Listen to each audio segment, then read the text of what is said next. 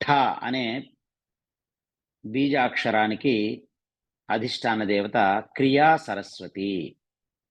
ఠ అనే మహాప్రాణాక్షరము,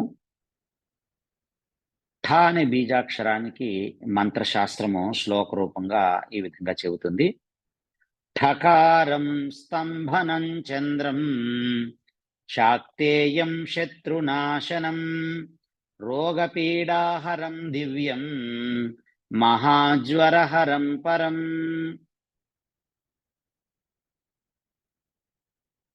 ఠకార ధ్యానము సిద్ధశృంభర తంత్రాన్ని అనుసరించి శ్లోకము.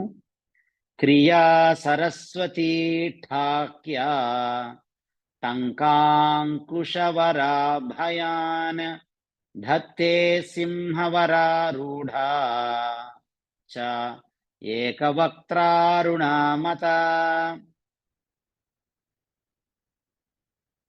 మహీదాస మాతృకా నిఘంటు అనుసరించి శ్లోకము. లాంగలీషో నదజ్ఞశ్చ లాంగలీషో నందజశ్చ పాలినీ చ కమండలుః దక్షజానురతస్థాయి దక్షజానుగతస్థాయి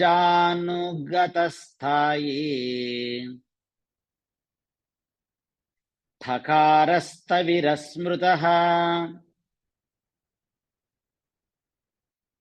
మధ్వాచార్య మాతృకా నిఘంటువును అనుసరించి శ్లోకము. యామ్యగుల్ఫోర్ధనారీషో భౌమజో దివ్యనాయకః సుధాబిందుర్ఘటాకారః ప్లావకష్టార్ణకోమతః.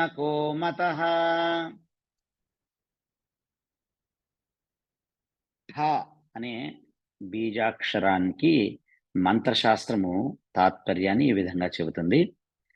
ఠ అను అక్షరము బీజాక్షరము చంద్రబీజము.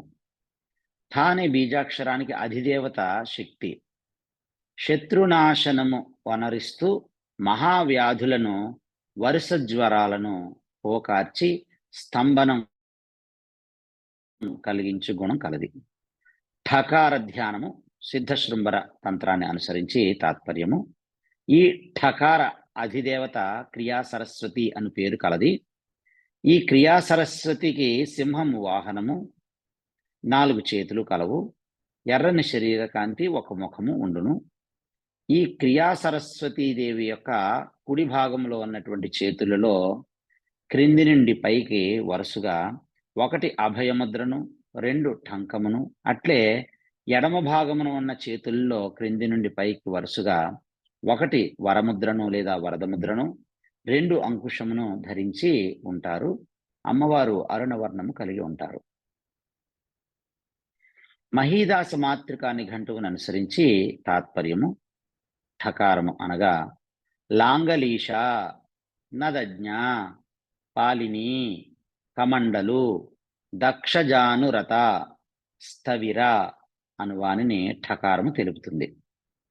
మధ్వాచార్య మాతృకా నిఘంటువు అనుసరించి తాత్పర్యము. యామ కుడి, గుల్ఫ అర్ధనారీష, భౌమజ, ద్వినాయోక, సుధాబిందు, ఘటాకార, ప్లావక అనే వాటిని తెలుపుతుంది.